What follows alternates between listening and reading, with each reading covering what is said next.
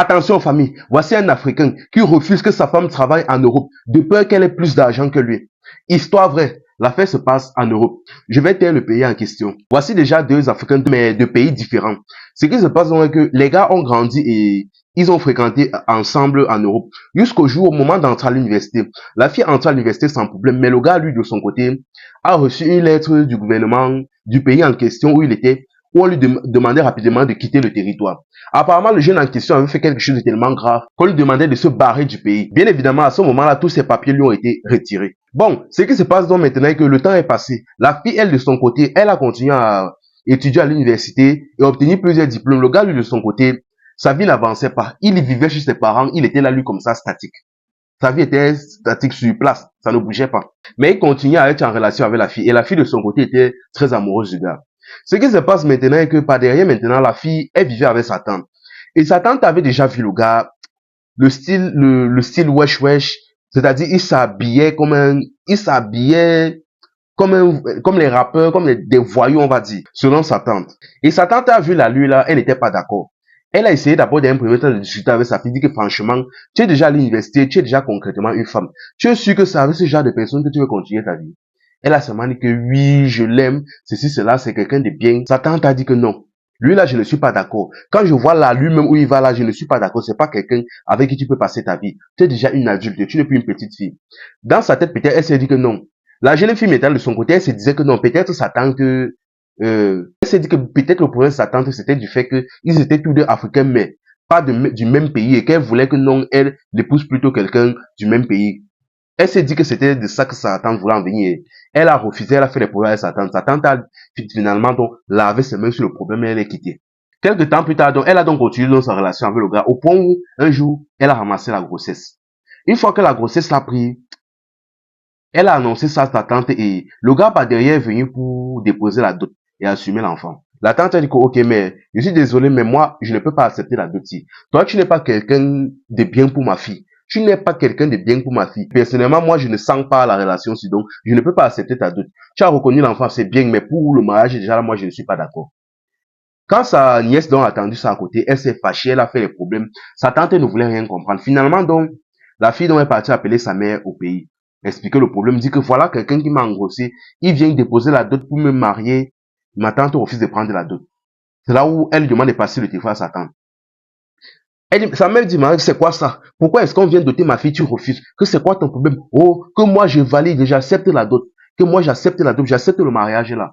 Et bien évidemment, elle avait validé sans avoir vu l'homme en question. Bon, la tante a dit que ok, il n'y a pas de problème. La tante a donc accepté la dot et les deux, l'union a été conclue. Elle a donc dit à sa nièce que bon, n'est-ce pas, tu as appelé ta mère, non? Ok. Comme ta mère a validé, non. Mais moi, personnellement, je n'ai pas validé. Donc, une fois que vous vous mariez là, toi, ton mari et ta grossesse, ça, vous partez vivre chez lui. Mais pas chez moi. Elle a dit qu'il n'y a pas de problème. Elle est donc partie, après dans le mariage, elle est partie vivre chez le gars. Mais le problème maintenant est que le gars en question vivait encore chez ses parents. Donc, ils étaient là déjà avec ses parents, ses frères, sœurs et tout. Elle est juste partie s'ajouter là-bas. Mais elle était très amoureuse du gars, donc, elle a ignoré, donc, ça ne lui disait rien.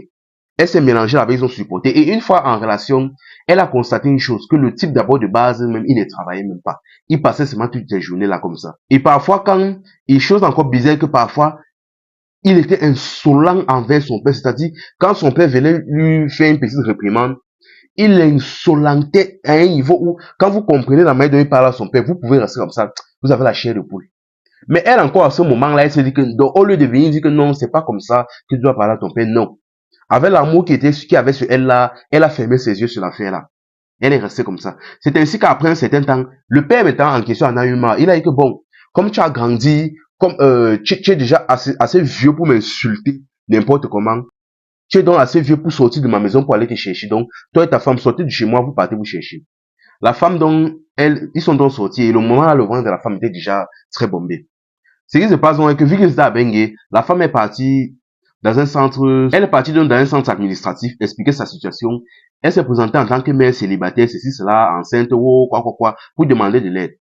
On lui a donc mis dans un petit logement et chaque mois, on lui versait une somme. On appelle ça, en Europe, on appelle ça l'aide sociale, quelque chose comme ça. Et par derrière, donc, elle a fait venir donc son mari dans la maison. Ils ont commencé à vivre ensemble. Vu qu'ils étaient deux, avec le temps, la situation a commencé à être vraiment bizarre. C'est-à-dire, ce qu'elle touchait par mois là ne suffisait pas à les entretenir tous les deux. Et le gars en question refusait qu'elle travaille. Il refusait catégoriquement qu'elle travaille. Ce qui se passe donc est que, à chaque fois que l'argent tombait, elle faisait les petites dépenses. Le reste de l'argent qu'il y avait là, le gars demandait qu'elle lui remette ça, qu'il va garder. Et quand il prenait, il partait faire ses dépenses, on ne savait même pas ce qu'il faisait avec. Ce qui faisait que les fins du mois étaient extrêmement compliquées. Et à chaque fois, il ne faisait que mettre la pression au gars pour aller chercher le travail. Il se fâchait seulement. Le gars était extrêmement paresseux. Ce qui se passe maintenant est que bon, la fille a dit que bon, tu sais quoi, moi personnellement, j'ai des diplômes. Je peux partir postuler, j'ai un travail et on commence un peu à serrer. L'homme m'a dit que non, il est hors de question. Que chez nous en Afrique, chez nous dans mon pays précisément, la femme garde la maison, elle ne travaille pas. Qu'il est hors de question que tant que tu es ma femme, tu ne travailles pas. Elle est restée comme ça, elle a commencé à pleurer, il ne voulait rien comprendre. Finalement, avec le temps, elle s'est dit que bon, vu que je sais faire les tresses, je peux donc faire venir certaines personnes, faire des petites annonces, des personnes qui veulent se faire tresser. Elles viennent dans la maison, je les fais des tresses, ceci, cela, et basta. C'est ainsi donc qu'elle a fait, et elle a commencé à avoir des clients chez elle. Et pendant qu'elle tressait, donc, son mari gardait les enfants. Et à chaque fois qu'elle tressait, quelqu'un qui finissait, elle encaissait l'argent, son mari venait récupérer l'argent et il partait faire des dépenses, on ne sait pas ce qu'il faisait avec. C'est ainsi que, même jusque-là, chaque fin de mois était extrêmement compliqué. À un moment donné, là, le mari, un jour est venu, il a dit que bon, tu sais quoi, les tresses, ça, tu vas arrêter. Car à chaque fois que tu tresses, je suis obligé d'arrêter les enfants et c'est trop fatigant, ceci, cela, il a fait les problèmes. Elle est que tu arrêtes. Elle a pleuré, fatiguée, mais finalement, elle a laissé. Un jour, elle est restée comme ça. Elle a reçu un appel, vu que elle avait quelques temps plus tard déposé, postulé un peu de partout, déposé ses dossiers un peu de partout. Elle a reçu un appel d'une femme. La femme disait que bon, franchement, vos diplômes nous intéressent, on a un poste pour vous ici, ceci, cela, et le salaire était plutôt bon. Elle est partie causer avec son mari, mais même jusque-là, son mari n'a rien voulu comprendre que non. Chez nous, en Afrique, les femmes ne travaillent pas. Chez nous, en Afrique, les femmes ne travaillent pas. Donc, tant que tu es ma femme, tu ne travailles pas. Tu restes à la maison pour garder les enfants. Malgré que les fins du mois étaient compliquées, il ne voulait toujours rien comprendre. Or, elle avait déjà chopé une deuxième grossesse. Elle est restée comme ça, elle voit déjà un enfant et le deuxième encore dans le ventre. Elle réfléchit, elle voulait même déjà même le quitter, parce qu'avec le temps, l'amour là même était déjà fini. Mais après, elle s'est dit que non, vu qu'elle-même elle a grandi sans père, elle a peur que ses enfants, après elle a dit que aka, elle a décidé d'arrêter la relation.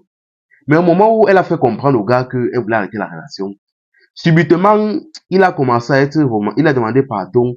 Pendant le dernier mois qui a suivi, il a commencé à être romantique, il a un peu changé ceci, cela. Là, maintenant, elle est en train de réfléchir, dit que, oh, que peut-être il a changé, que, oh, peut-être elle va lui pardonner, elle va rester avec lui. Mais moi, franchement, il dit seulement, mais con, mais con. Donc, quelqu'un est horrible pendant 10 ans, et c'est en un mois qu'il va changer. Quelqu'un est horrible, odieux pendant un an, et c'est en un mois qu'il va changer. Moi, personnellement, moi, je vois qu'elle est elle-même responsable de ce qui lui arrive. Le gars, personnellement, on a déjà compris qu'il est mauvais, qu'il est méchant. On a déjà compris ça. Mais la situation de la fille, c'est elle-même qui est responsable. Déjà, dans sa jeunesse, avant, on pouvait encore comprendre, c'était une petite fille. Mais avec le temps, jusqu'à 10 ans, avec toutes les situations-là, c'est après 10 ans que tu décides que non, tu vas quitter le gars. Et puis, même encore, après 10 ans, c'est en un mois, parce qu'il se comporte un peu bien pendant un mois. Donc, tu penses vraiment que la mentalité que quelqu'un a depuis plus de 10 ans, ça va changer en un mois. Non, franchement, je ne sais même pas ce qu'il veut dire de la faire. On peut être naïf, mais pas à ce problème-là. Là, ce n'est même plus la naïveté, c'est la stupidité. Franchement, soyez un peu plus sage. Soyez parents, conseillez vos enfants. Conseillez vos enfants. Parfois, même s'il faut faire la force, il faut faire. Parce que c'est même parce que même si c'était sa tante, par exemple, si c'était ses parents si c'était ses parents là, je pense qu'ils auraient peut-être même un peu plus insisté. Sa tante, même dans la situation, au moins, elle a au moins fait ce qu'elle pouvait. Avant que sa mère là-bas au bled, en Afrique, elle est intervenue. Et depuis même qu'elle intervient, même sans connaître vraiment les raisons ni le gars. Enfin, bon, je ne sais même pas ce qu'elle veut dire de l'affaire là. Chacun de son côté a raisonné de manière bizarre. La fille d'abord est stupide. La mère d'abord, elle juge une situation sans vraiment connaître son ensemble. Et elle achète une autre sans connaître l'homme en question. Enfin bref, moi de mon côté, je ne comprends même pas bien cette affaire-là. J'attends simplement vos avis dans les commentaires. C'était Info et Amusement. Ici, on s'informe et on s'amuse.